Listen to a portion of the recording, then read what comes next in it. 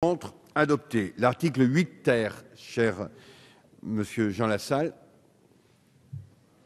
Assurez-vous, Monsieur le Président, ce sera ma dernière intervention. Qu'est-ce que j'ai dit? Cher Président, chère Madame la Ministre, cher Monsieur le Ministre, chers collègues, non, parce que quand on dit des choses telles que ce que je dis, il ne faut pas être trop long et il ne faut surtout pas, voilà, sortir du cadre. Donc après ce que je viens de dire, je voudrais encore enfoncer un petit peu plus le clou parce que nous sommes en train de détricoter entièrement l'organisation française de l'intérieur.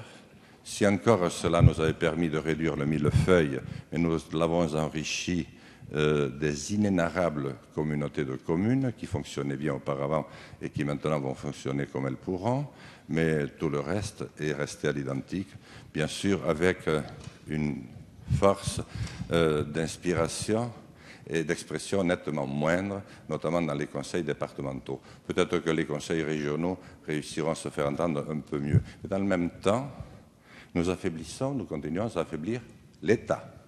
Le Conseil constitutionnel n'est plus que l'ombre de lui-même. Le Conseil d'État, les gouvernements successifs sans vision l'ont réduit au niveau d'un secrétariat général de gouvernement sans vision. Et vous voyez, il y a quand même de solides questions à se poser.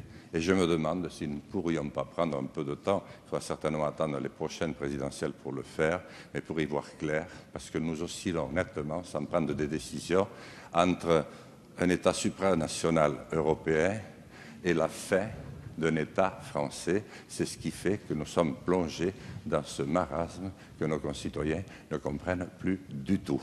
J'en ai terminé. Je vais rejoindre ma gréviste de la faim parce que je ne voudrais pas que ces chaleurs lui soient pas fatales, mais enfin la fassent souffrir davantage. Merci, Monsieur le Président, pour votre écoute républicaine qui vous fait honneur. Si vous permettez, amical. Nous en venons